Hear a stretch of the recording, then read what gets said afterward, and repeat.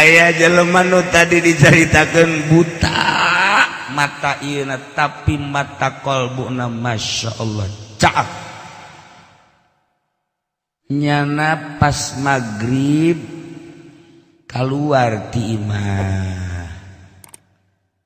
Begitu keluar ditanya ku pamajikanna dek ka mana. Nah, du buta tapi boga pamajikan berarti laku. Si ieu mah kasep teu laku. Can boga pamajikan. Di pasar geuna hese. Berarti kan mata hatena berat.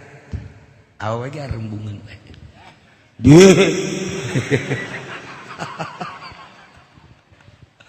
Ditanya ka mana?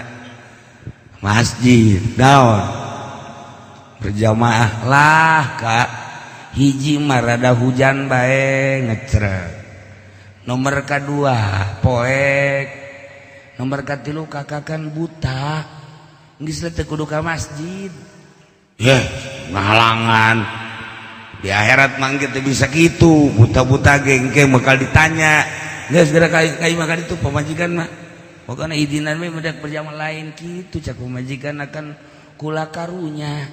Ai kula nungtun ka masjid kan kula mah awewe. Ari henteu ditungtun pan ieu kumaha lamun ti soedat. Geus doakeun we. Berangkat beta buta ge ka masjid hayang berjamaah kabita ku ganjaran berjamaah masya. Barang tengah perjalanan antara imah jeung masjid kira-kira 200 meter ka masjid teh ti soledat ngaguli kedeprok. Oh atuh kalot. Akhirna kan aya jelema tah. Waduh. Nah, di soledatnya. Abdi imah kalotor. Balik bae heula nya. Teu naon atuh ditungtun dibawa ka imah. Kebangi jeung pamajikanana. Tuh kan. Tadi ge ulah ka masjid kadenge ku ceuli. Ulah ka masjid, buta-buta ka masjid. Geus di imah bae. Tah eta tah nasehat pamajikan jeung kahayang salaki sebenarnya bagusan mana sih eta? Salaki. Rada lempeng gitu jelema kos ge.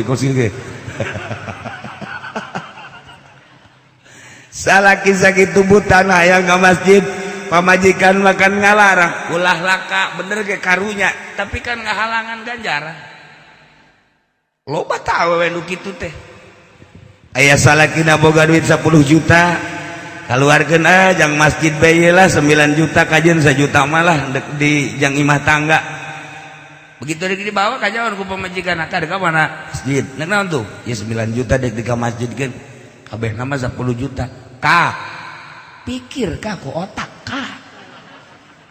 Cak ya mah teu boga anak pemajikan meureunanan teu kira-kira. Atuh ulah 10 juta ulah 9 juta ka masjid. Jang urang 1 juta teu boga pikiran. Hebat tak pemajikan nganasehatannya karena rakata eta urang kedung putat. Beres awewe kos kitu teh.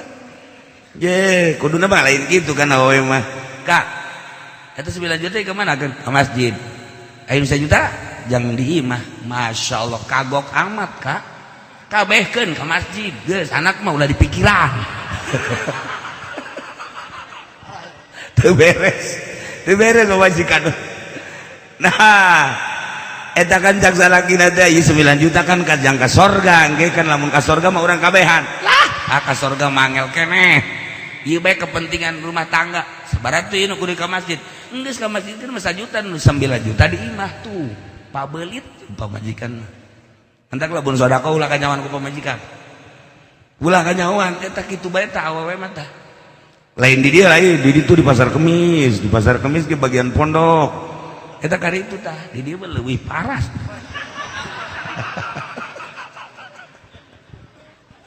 Tah ya pemikiran orang ka mana kanyahoan kan ku Gusti Allah loyogna ka mana na ya Allah ya Rabb. Nah balikan deui kana buta geus Kak ulah ka masjid di sini bae. Salakina ganti baju sholat didinya nurut ke pemajikan Tapi begitu jam 7 lewat seperempat kadenge suara azan di masjid nyana keluar deui deuk berjamaah isya. Kalau keluar cek pamajikan ka mana deui Kak? Berjamaah ke masjid. Masya Allah tadi ge gaguling hieup ka masjid kene tuh deuleuh hujan kene kajeun lah kabita ku ganjaran anak kabita ku ganjaran ge lamun normal pan ka mah teu bisa neuleuh kajeun lah jadi aya Allah ieu nu nuduhkeun beuh kos nu wau bae ka Allah.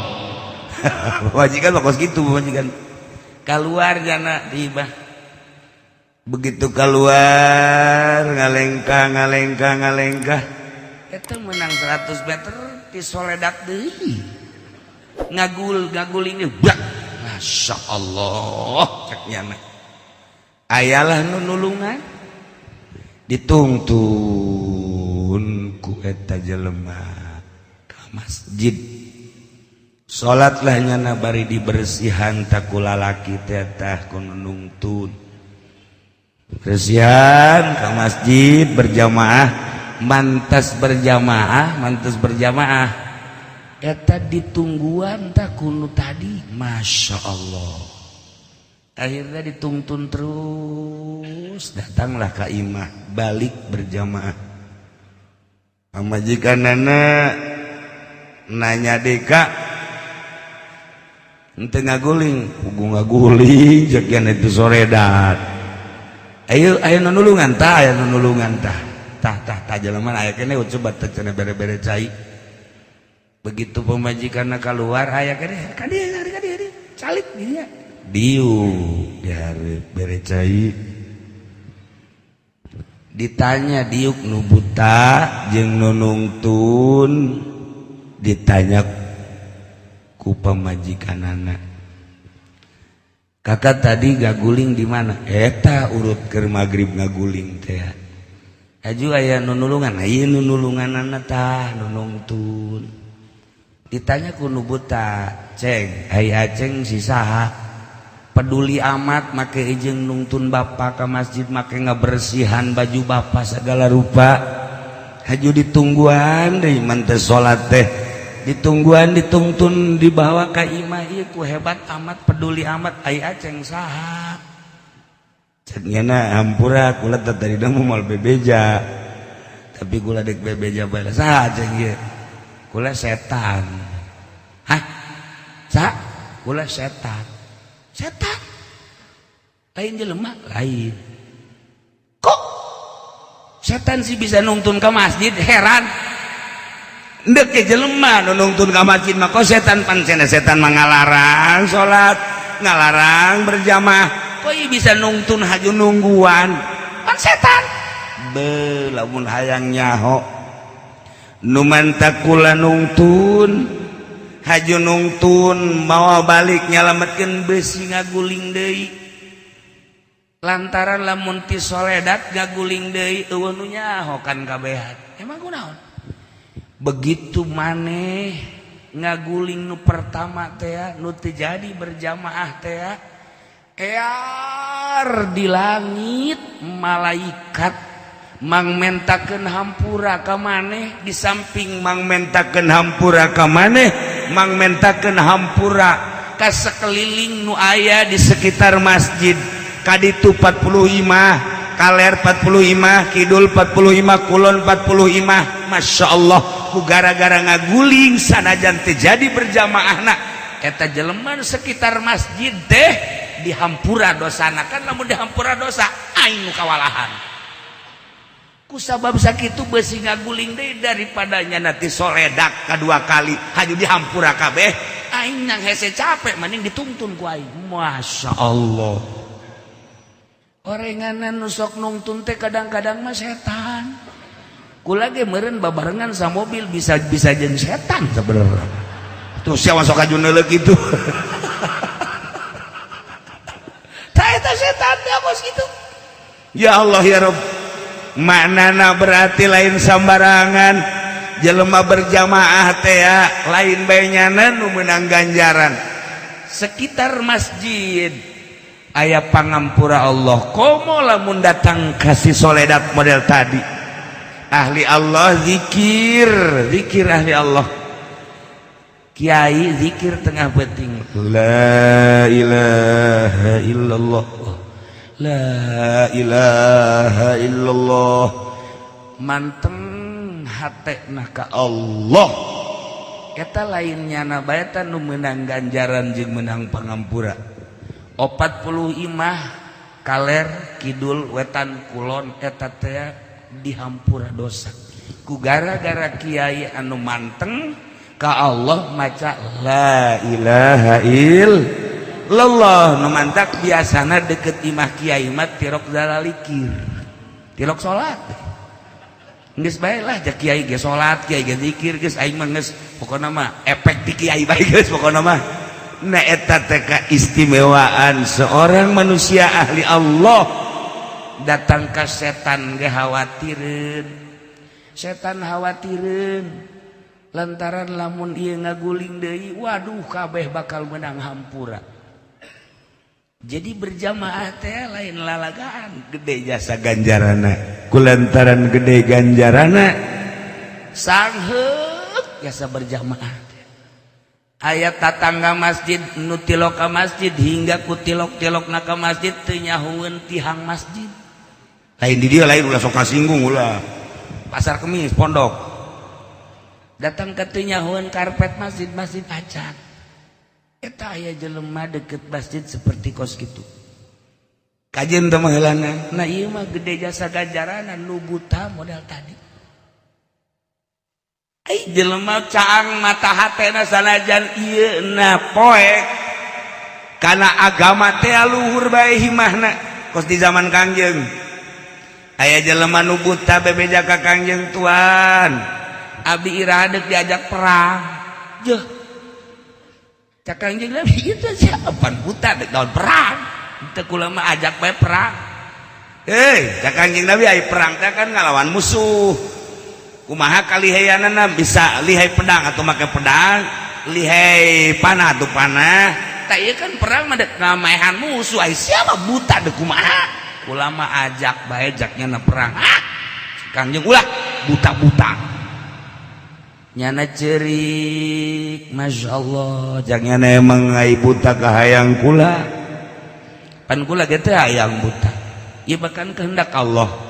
Ketika kula neuk ngaluhurkeun agama melalui perang kunaon teu meunang, isukna ceurik 2 poe bebe jadi ka Kangjeng Tuhan. Iraha perang ai kitu deuk naon kula ajak ye cak Kangjeng Nabi buta-buta perang atuh deuk kumaha nangis musuhna bisa-bisa paeh di tempat perang kajeun caknya. Tapi lain masalah kajeun cak Kangjeng deuk kumaha engke aing adon micen nyawa mah jang naon.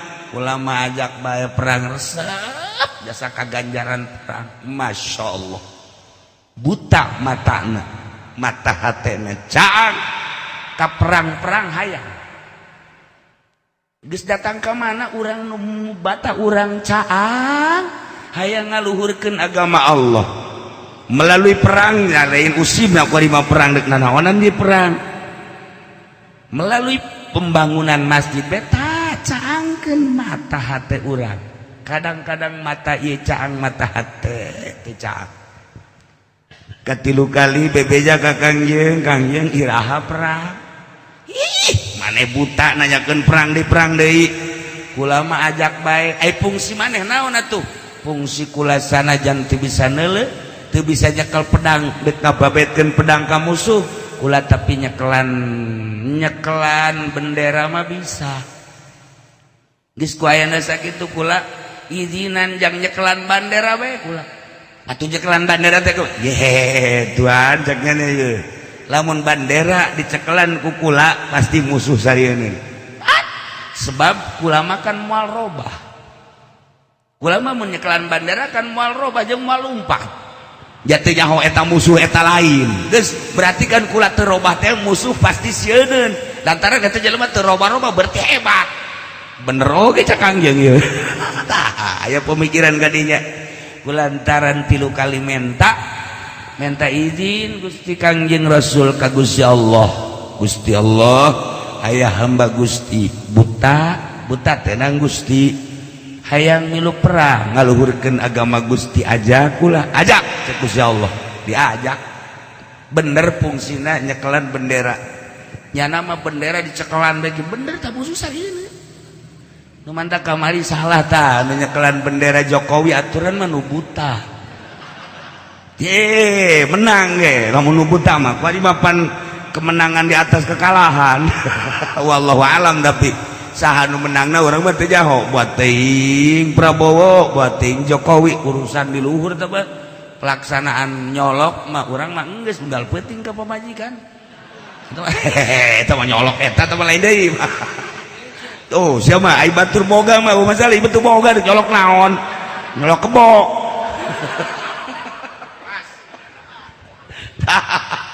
nya wallahu alam urusan nu di luhur teh mah elit politik keur ngadu pemenangna apakah Jokowi pemenangna apa Prabowo sarua nu bakal jadi presiden mimpin negara salah sahiji di antara dua urang mah balik DB ka urang asalna dagang jengkol bae ku sebab Jokowi menang moal dihuapan Jokowi malah diperet buat tenaga urang kunyana jeung pajak-pajakna Prabowo menang wallahu a'lam hanya urang teangan sakadar menta kajujuran jeung keadilan bae ku bahasa mestina urang sebagai rakyat di luhur ngamain kena seperti kos kitu nyanggakeun sadaya-daya hitung-hitungan aslina mengke dihareupeun Allah di Rabbul Jalil mana nu bener mana nu salah mana nu jujur mana nu adil mana nu curang engke dihareupeun Allah urang mah darma manusia nu hina